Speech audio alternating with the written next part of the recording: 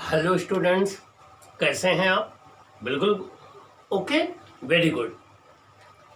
Students, आज मैं आपसे कुछ बात शेयर करना चाहता हूँ।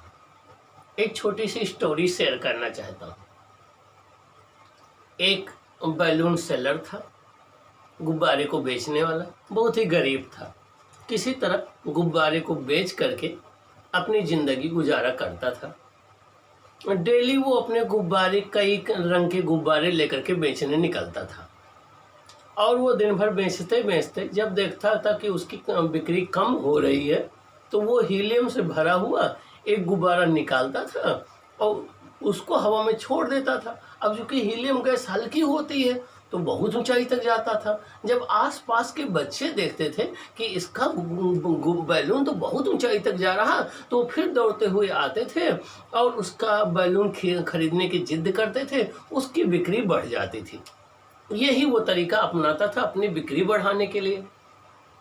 एक दिन उसने देखा कि जब वो हीलियम से गैस भर करके गुब्बारे को ऊपर उड़ा रहा था तो पीछे से एक छोटा सा बच्चा आकर के उसकी कमीज को खींच रहा था। जब उस विक्रेता ने, सेलर ने पीछे मुड़कर देखा, उस मासूम बच्चे को देखा, तो मासूम बच्चा पूछ रहा था, अंकल अंकल ये क्या काला वाला गुब्बारा इतनी ऊंचाई पर जाता है? ये ब्लैक बैलून इतनी ऊंचाई पर जाता है? तो उसने बड़ा सटीक जवाब दिया उस बैलून सेलर ने, बेटा ये अपने कलर की वजह से इतनी ऊंचाई पर नहीं जाता है, इसके अंदर जो चीज भरी है वो इसको इतनी ऊंचाई पर ले जाती है। ठीक वही बात डियर स्टूडेंट्स आज हमारे जीवन पर लागू होती है। हम जो ऊंचाइयों पर पहुंचते हैं वो अपने बाहरी वेशभूषा से नहीं, अपने पहनावे और से नहीं, अपने हेयर स्टाइल से नहीं, अपने पैंट से नहीं, अपने शूज से नहीं, अपने दिखावे से नहीं, कहीं ना कहीं हमारे अंदर के जो गुण होते हैं, हमारे अंदर कॉन्फिडेंस कितना है, हमारे अंदर एटिकेट कितना है, हमारे अंदर पंक्चुअलिटी कितनी है, हमारे अंदर मेहनत करने की कैपेसिटी कितनी है, हमारे अंदर पेशेंस कितना है, हमारे अंदर अपनी विल पावर को मेंटेन करने की कैपेसिटी कितनी है, हमारे अंदर अपने डिसीजन पर टिके रहने की पावर कितनी है, हमारे अंदर पंक्चुअलिटी कितनी है। मीन्स जो हमारे इंटरनल वर्च्यूज हैं, जो हमारे अंदर के गुण हैं, यही हमें बुलंदियों तक ले जाते हैं, यही हमें मंजिल पर आगे बढ़ाते हैं, यही हमें एक अच्छा शख्स बनाते हैं, यही हमें समाज में लोगों के बीच में एक पॉपुलर इंसान बनाते हैं। तो कहीं न कहीं हमें आज उन्हीं इंटरनल वर्च्यूज को बढ़ाने की ज़रूरत है जो आपको ज़िंदगी में एक नया मुकाम देगा, एक नई कामयाबी देगा, एक नई शख्सियत देगा और वही शख्सियत कल को आपकी पहचान बन जाएगी, कल को आपकी वही जो है एक आइडेंटिटी बन जाएगी।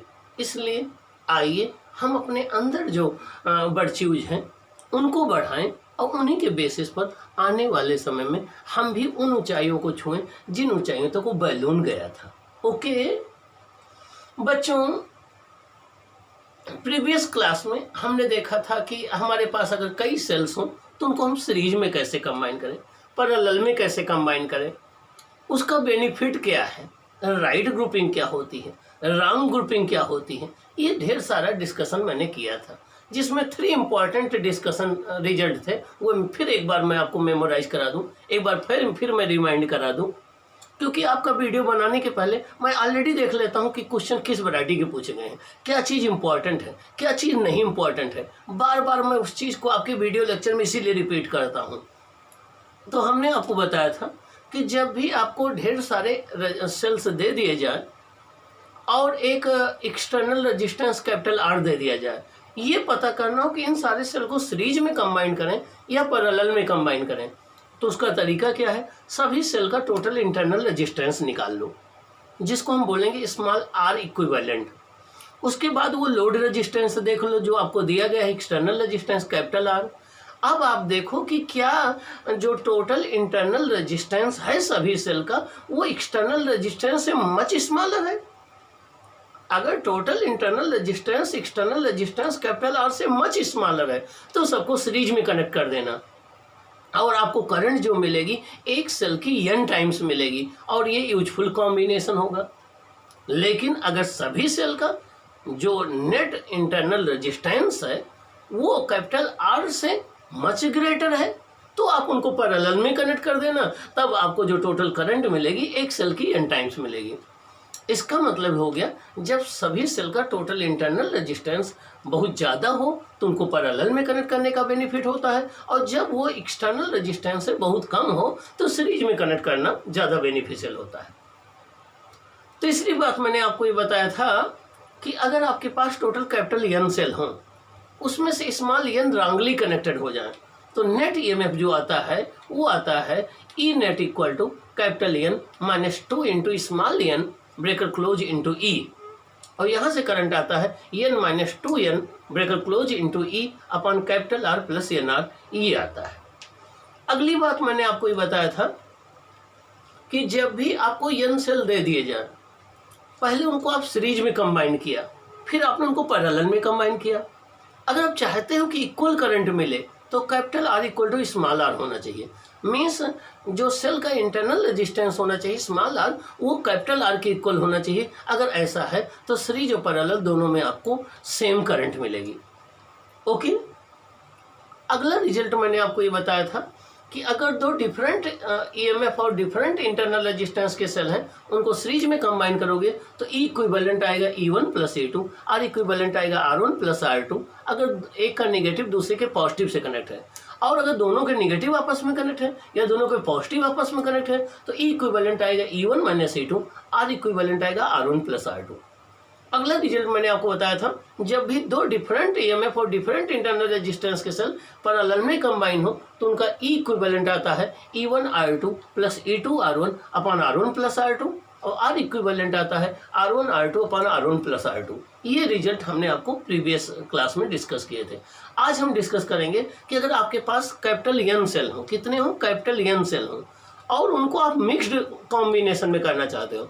मिक्स्ड का मतलब कुछ को सीरीज में कनेक्ट करना चाहते हो, आपने कुछ सेल को सीरीज में कनेक्ट कर दिया, उनकी एक रो बना ली, और वैसी कई रोज बना करके उनको आपस में पैरेलल में कनेक्ट कर दिया, तो ये मिक्स्ड कॉम्बिनेशन कहलाता है। तो अगर आपको सेल को मिक्स्ड कॉम्बिनेशन में करना है तो कैसे आप उसको कनेक्ट करेंगे, ठीक ना, आज हम उसको डिस्कस करने चल रहे हैं। आप बहुत ध्यान से इसको देखेंगे, ये इंपॉर्टेंट है, यहाँ से न्यूमेरिकल भी बनते हैं और ये कंपटीशन में भी न्यूमेरिकल बनता है यहाँ से मिक्स्ड कॉम्बिनेशन से। तो आज हम सेल का मिक्स्ड कॉम्बिनेशन डिस्कस करने चल रहे हैं। आइए हम डिस्कस करते हैं कैसे। देखिए, हेडिंग है हमारा मिक्स्ड कॉम्बिनेशन ऑफ सेल्स। क्या? Mixed combination of cells, cell का मिक्स्ड कॉम्बिनेशन। इसके पहले आपने सीरीज कॉम्बिनेशन देखा, पैरेलल कॉम्बिनेशन देखा, अब आप मिक्स्ड कॉम्बिनेशन देख रहे हैं। तो देखिए, पहला स्टेप ये है, देखिए हमारे पास टोटल कैपिटल N सेल है। हमारे पास टोटल सेल कितने हैं? टोटल N सेल है, और इन टोटल N सेल को हमने एक रो में हमने N सेल कनेक्ट कर दिया। एक रो में कितने सेल कर दिया? N कनेक्ट कर दिया, और टोटल रो कितनी बना दी हमने? M रो बना दी। हमारे पास टोटल नंबर ऑफ सेल कितने हैं? Capital N। कितने, एक रो में कितने सेल हमने कनेक्ट किया? Small n। टोटल रो कितने बना दिया? M। तो ये हो गया number of rose, number of रोज। ये 1 रो, 2 रो, 3 रो, 4 रो, ऐसे M रो बना दिया। तो रो की कुल संख्या कितनी है? Small m। और एक रो में कितने सेल है? Small n। Number of cell in each row. ठीक, तो आपके पास टोटल नंबर ऑफ सेल कितने हैं स्टूडेंट्स? Capital N। और एक रो में आपने कितने सेल कनेक्ट किए हैं? Small n। Total number of row कितनी है? Small m। तो देखिए, पहली रो ये है ER, ऐसे n सेल है। कितने हैं? n सेल है। सबका ईएमएफ कितना है? E। सबका इंटरनल रेजिस्टेंस कितना है? R। तो पहले रो में कितने सेल हैं? n सेल, और सबका ईएमएफ कितना है? E। सबका इंटरनल रेजिस्टेंस R है। ऐसे दूसरी रो देखिए, इसमें E, R, इसमें भी n सेल है। ऐसे तीसरे में भी n सेल है। ऐसे कुल टोटल m रो है। क्या है? m रो है। और इन सब पूरे कॉम्बिनेशन को हमने कैपिटल R से कनेक्ट कर दिया। ये एक्सटर्नल रेजिस्टेंस है, इसमें हमें करंट फ्लो करानी इन सब की वजह से। ओके, आइए अब हम देखते हैं। अब आप देखिए कि यहाँ पर एक का नेगेटिव दूसरे के पॉजिटिव से कनेक्ट है, एक का नेगेटिव दूसरे पॉजिटिव से, एक का नेगेटिव दूसरे के पॉजिटिव से, एक का नेगेटिव दूसरे पॉजिटिव से, ये सब राइट ग्रुपिंग में है। क्या है? राइट ग्रुपिंग में है। तो जब एक सेल का नेगेटिव दूसरे के पॉजिटिव से, एक का नेगेटिव दूसरे के पॉजिटिव से कनेक्ट हो, तो उनके सबके ईएमएफ आपस में ऐड हो जाते हैं, उनके ईएमएफ आपस में जुड़ जाते हैं। तो इस वाले रो का ईएमएफ हो जाएगा E plus E plus E plus E plus E plus E plus E, कितने टाइम्स? N times. तो इस पूरी रो का ईएमएफ हो जाएगा एन ई, इस रो का ईएमएफ हो जाएगा एन ई, इस पूरे रो का ईएमएफ क्या हो जाएगा? N E. तो हर एक रो का ईएमएफ कितना हो जाएगा? N E. देखिए क्या हो गया, हर एक रो का ईएमएफ क्या हो गया? N E. इसके इस रो का ईएमएफ एन ई हो गया, इसका भी एन ई हो गया, इसका भी एन ई हो गया, हर रो का ईएमएफ क्या हो गया? N E. देखिए ये देखिए, जब भी एन सेल्स सीरीज में कनेक्ट हो तो उनके ईएमएफ आपस में ऐड हो जाते हैं, एन ई हो गया। अब देखिए इसका resistance small R small R small R small R small R small R, ऐसे कितना हो जाएगा? सब सीरीज में है, तो R plus R plus R plus R plus R plus R कितना हो जाएगा? एन आर हो जाएगा। देखिए एन आर हो गया। तो एक रो का total internal resistance N R हो गया, एक रो का टोटल ईएमएफ क्या हो गया? एन ई हो गया। तो पहली रो का टोटल ईएमएफ क्या हो गया? N E, total internal resistance N R हो गया। दूसरी का भी एन ई, ये N are, N E, N R, ऐसे कितनी रो हो गई? यम रो हो गई। क्या हो गई? यम रो हो गई। क्या हो गई? यम रो हो गई। हर एक रो का equivalent EMF n E, equivalent resistance N r, तो n E N R, N E N R, N E N r, दूसरा स्टेप ये आ गया। और ये एक्सटर्नल रेजिस्टेंस, ऐसे कितनी रो है? यम रो है। कितनी रो है? यम रो है। अब इसके बाद ये कॉन्सेप्ट देखिए, इधर देखिए यहाँ पर हेल्प कार्नर। क्या? Help corner.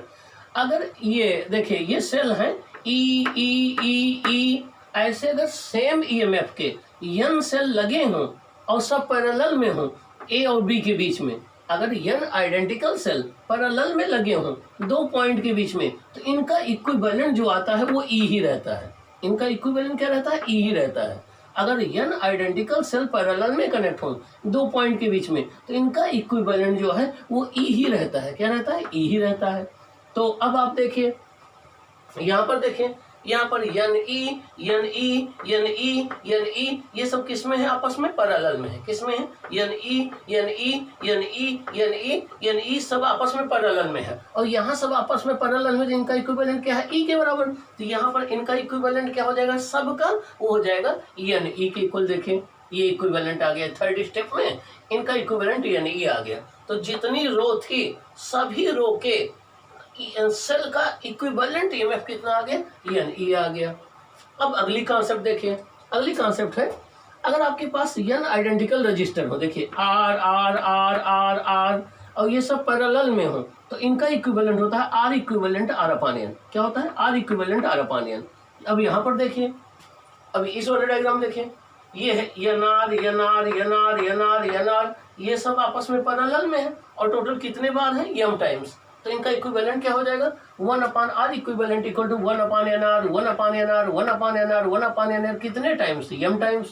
तो 1 अपान आर इक्विवेलेंट क्या हो जाएगा? M into 1 upon N r. तो आर इक्विवेलेंट क्या हो जाएगा? N are upon n. तो ये पूरे कॉम्बिनेशन का इक्विवेलेंट इंटरनल रेजिस्टेंस आ गया, वो मैंने ये राइट कर दिया ये। तो हमने क्या किया? इस पूरे सर्किट को, इस कंप्लीट सर्किट को इसमें कन्वर्ट कर दिया। पहला स्टेप ये था, दूसरा स्टेप ये था, तीसरा स्टेप ये हो गया। ये आपका एन ई हो गया, ये एन आर अपान एम हो गया, ये टोटल इंटरनल रेजिस्टेंस हो गया, ये टोटल ईएमएफ हो गया, और ये लोड रेजिस्टेंस हो गया। अब आप देखिए स्टेप 4 देखिए, जो करंट यहाँ से चलेगी वो होते हुए ऐसे जाएगी, तो ये दोनों रेजिस्टेंस सीरीज में होंगे, ये दोनों रेजिस्टेंस सीरीज में होंगे, सेम करंट जा रही है। तो टोटल शरीर पूरे सर्किट का इक्विवेलेंट रेजिस्टेंस जो हो जाएगा इसके साथ ही ऐड हो जाएगा। तो आर इक्विवेलेंट हो जाएगा capital R plus N R upon M, ये हो जाएगा capital R plus N R upon M, ये आ जाएगा, ये आ गया। और पूरे सर्किट का इक्विवेलेंट कितना है? देखिए ये इक्विवेलेंट है या नहीं, हमें करंट चाहिए I question mark. I equal to होता है टोटल ईएमएफ, आई होता है total EMF upon total resistance. Total EMF कितना है? N E. टोटल रेजिस्टेंस क्या है? R plus N R upon m. इसको सिंप्लीफाई कर लें तो हो जाएगा I equal to n E, ये हो जाएगा m are plus N R upon m, m ऊपर आ जाएगा, तो आई इक्वल टू हो जाएगा M into N E upon M R plus N R. I equal to हो जाएगा M into N E upon M R plus N R. ये current आ जाएगी, क्या आ जाएगी? ये करंट आ जाएगी। अब यहाँ पर यम इंटू एन क्या है, एन है number of cell one row में और यम क्या है नंबर ऑफ रो, तो यम इंटू एन को मल्टीप्लाई कर देंगे तो टोटल नंबर ऑफ सेल पता लग जाएंगे। मीन्स मान लीजिए इसमें 3 सेल है और टोटल 4 रो है, तो टोटल सेल क्या हो जाएगा 3 इंटू 4 12 हो जाएंगे। मान लीजिए इसमें 5 सेल हैं, ऐसे 4 रो है तो टोटल सेल क्या हो जाएगा 5 इंटू 4। तो ऐसे अगर 1 रो में n सेल हो और टोटल m सेल हो तो टोटल नंबर ऑफ सेल जो हो जाएंगे वो टोटल नंबर ऑफ सेल जो हो जाएंगे टोटल नंबर ऑफ सेल्स जो हो जाएंगे वो हो जाएंगे capital N equal to m into n, ये टोटल नंबर ऑफ सेल आ जाएंगे आपके। तो यहाँ पर आपका m into n into E upon M R plus N r है, यम इंटू एन क्या हो जाएगा टोटल नंबर ऑफ सेल हो जाएगा, क्या हो जाएगा टोटल नंबर ऑफ सेल हो जाएगा। तो यहाँ पर हम क्या राइट कर सकते हैं, यहाँ पर हम राइट कर सकते हैं ये हो जाएगा आपका, यहाँ पर हम राइट कर सकते हैं, देखिए आपकी करंट जो आ जाएगी, करंट आपकी हो जाएगी, ये हो जाएगी आई इक्वल टू, करंट जो हो जाएगी ये हो जाएगी आई इक्वल टू आपका आई इक्वल टू हो जाएगा ये कैपिटल एन इंटू ई, कैपिटल एन इंटू ई अपान ये हो जाएगा एम आर और प्लस एन आर, ये हो जाएगा। ये आपका टोटल जो है वो करंट आ गई, एन इक्वल टू क्या है एम इंटू एन, ये आपकी टोटल करंट आ गई, क्या आ गई टोटल करंट आ गई। यहाँ पर एन जो है टोटल नंबर ऑफ सेल है, स्मॉल एम क्या है नंबर ऑफ रोज है, और स्मॉल एन क्या है number of cell in each row है। तो ये आपकी टोटल करंट आ गई। अब आप देखें ये टोटल जो करंट है वो इसके इन्वर्सली प्रोपोर्शनल में है, ये टोटल करंट इसके इन्वर्सली प्रोपोर्शनल में है। अगर ये चीज़ स्मॉलेस्ट होगी तो ये चीज़ मैक्सिमम होगी, अगर ये चीज़ मिनिमम होगी तो ये मैक्सिमम होगी। तो अब हम डिस्कस करेंगे कि टोटल करंट कितनी आएगी, मैक्सिमम क्या होगी, ये आई हम देखते हैं अब आगे। अभी करंट हम लोगों ने कैलकुलेट किया था, करंट आया था I equal to m N E upon M R plus N r. अभी करंट हम लोगों ने कैलकुलेट किया था, आई इक्वल टू आया था M N E upon M R plus N R आया था। ओके, अब देखिए यहाँ पर करंट जो है वो M are plus N R की इन्वर्सली प्रोपोर्शनल में है। मीन्स अगर आप इसकी वैल्यू मैक्सिमम चाहते हो तो ये चीज़ मिनिमम होना चाहिए, ये चीज़ मिनिमम होना चाहिए, ये इसके इन्वर्सली प्रोपोर्शनल में है। अब देखिए थोड़ी हम इस पर ट्रिक यूज करते हैं। ए प्लस बी को देखो हम क्या राइट कर सकते हैं, ए प्लस बी को राइट कर सकते हैं root A minus root B का whole square plus 2 root A B.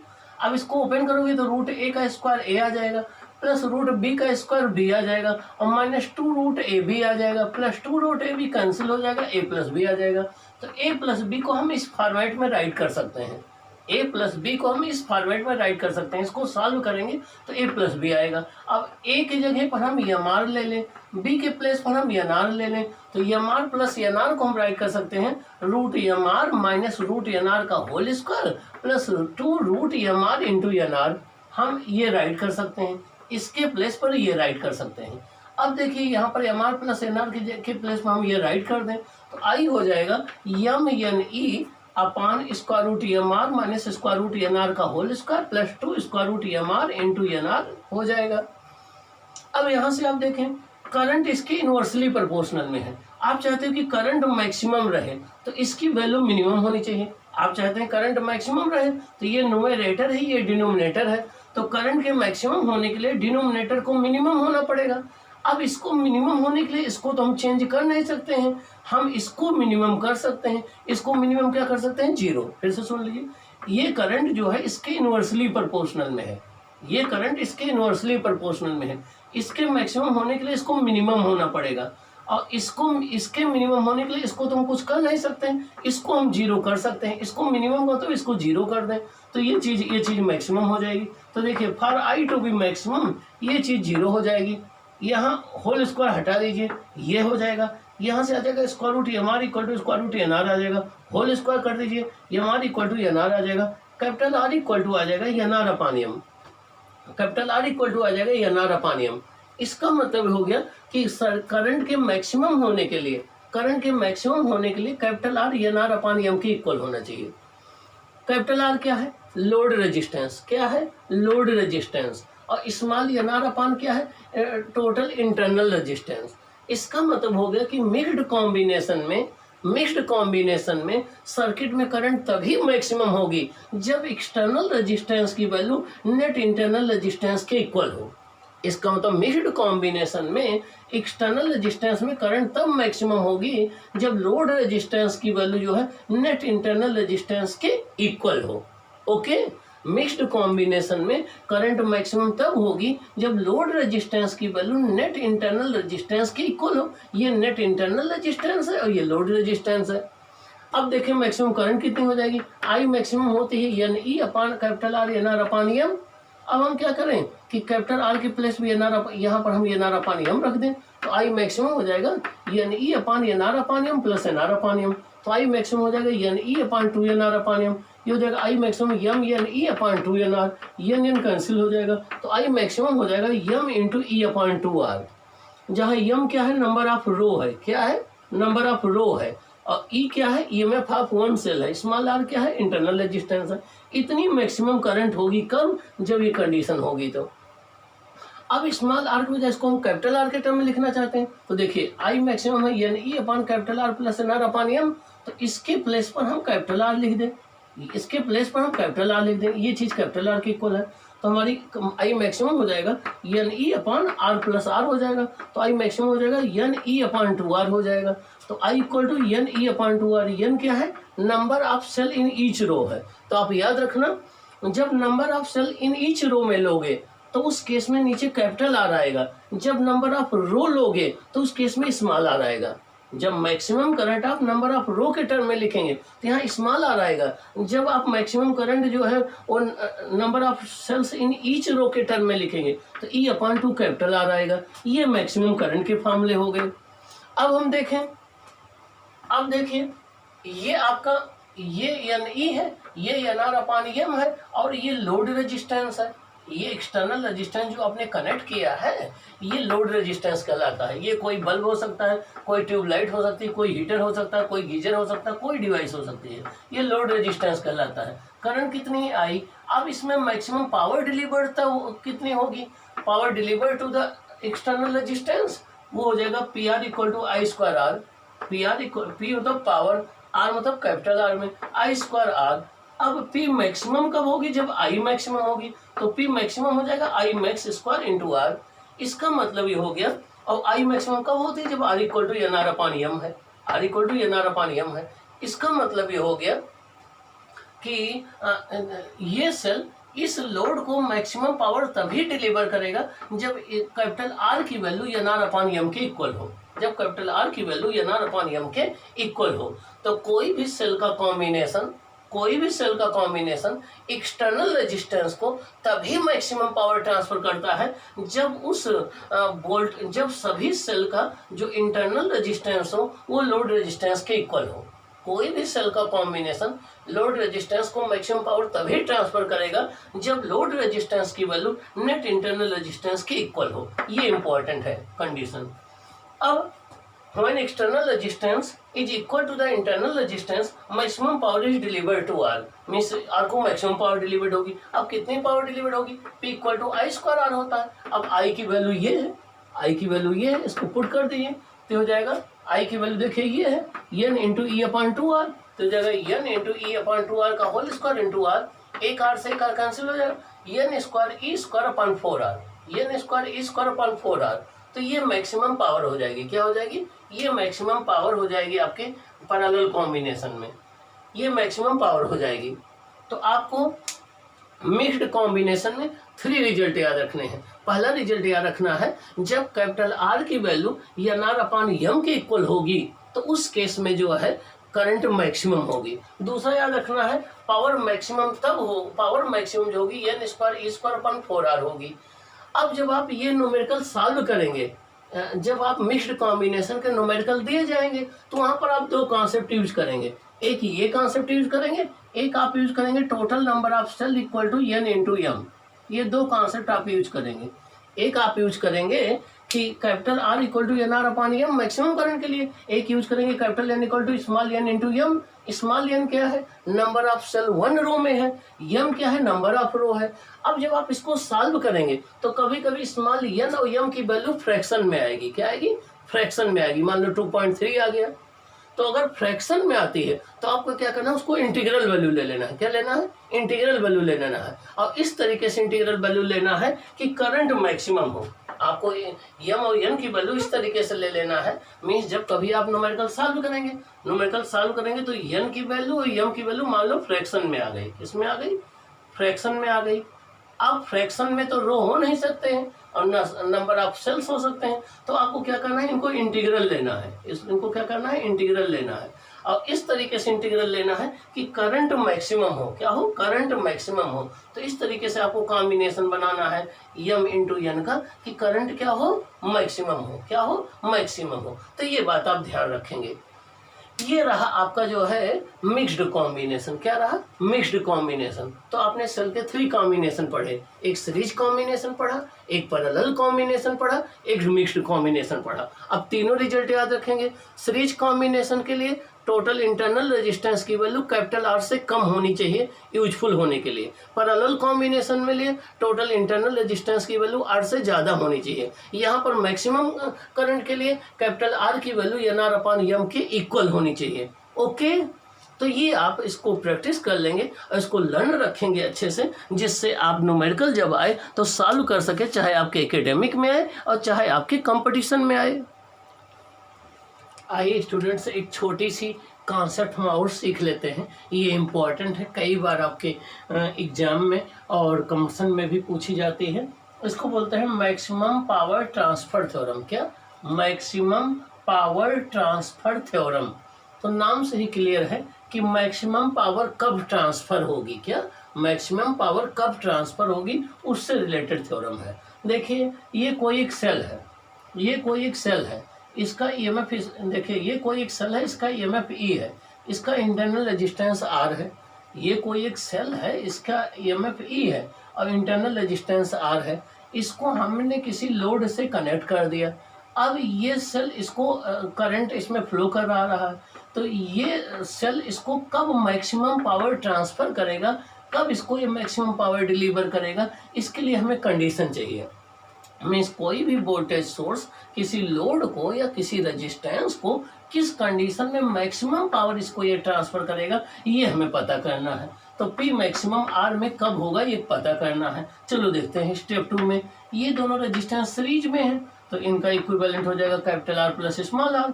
E equivalent कितना हो जाएगा? ई के I question mark I equal to E upon capital R plus small r हो जाएगा। Power transfer to the load. अब ये cell इसको पावर कितना ट्रांसफर करेगा? P equal to I square r. यहाँ पर वही रेजिस्टेंस लेते हैं जिसमें आपको पावर निकालनी हो, तो P L equal to I square r हो जाएगा।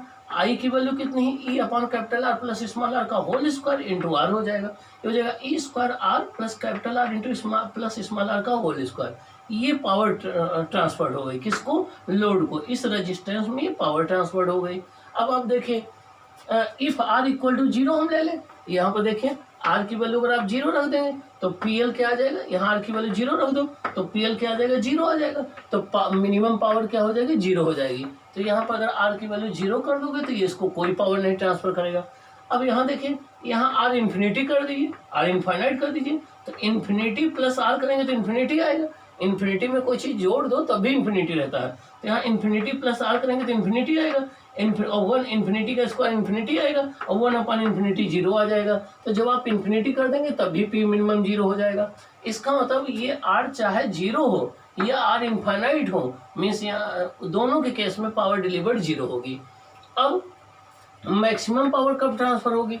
मैक्सिमम पावर ट्रांसफर होने के लिए अब आपको बता दें, देखिए जैसे y equal to F X कोई फंक्शन हो, y equal to F X कोई फंक्शन हो और आप चाहते हो y equal to F X ये कोई फंक्शन है और आप चाहते हो कि आप चाहते हो कि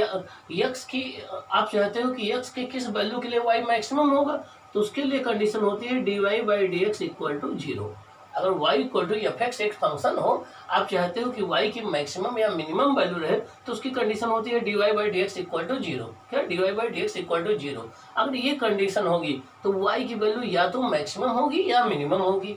अब आप देखें, हम चाहते हैं कि पावर मैक्सिमम रहे, तो उसके लिए D P upon D R equal to क्या होगा? 0। dp/dr क्या होगा 0, मतलब टोटल पावर का r के रेस्पेक्ट डिफरेंशिएशन कर दें तो हो जाएगा d/dr और p की वैल्यू देखिए कितनी है e² r/r प्लस r का होल स्क्वायर। ये इसको 0 करेंगे तो आपका रिजल्ट क्या निकल करके आएगा, capital R equal to small r। क्या आएगा, capital R equal to small r। क्या आएगा, capital R equal to small r। इसका मतलब हो गया कि जब सेल का इंटरनल रेजिस्टेंस लोड रेजिस्टेंस के इक्वल होगा, जब सेल का इंटरनल रेजिस्टेंस लोड रेजिस्टेंस के इक्वल होगा तो मैक्सिमम पावर ये सेल इसको डिलीवर कर देगा। जब ये स्मॉल r की वैल्यू कैपिटल R की इक्वल होगी तो ये इसको मैक्सिमम पावर डिलीवर्ड कर देगा। क्या कर देगा, मैक्सिमम पावर डिलीवर्ड कर देगा। अब मैक्सिमम पावर कितना हो जाएगी, ये होता है I²R। तो I की वैल्यू देखिए यहाँ पर capital R equal to R रख दीजिए, capital R plus small r रख दीजिए तो हो जाएगा small r plus small r का whole square into small r। ये आ जाएगा e²/4r। क्या आ जाएगा, e²/4r।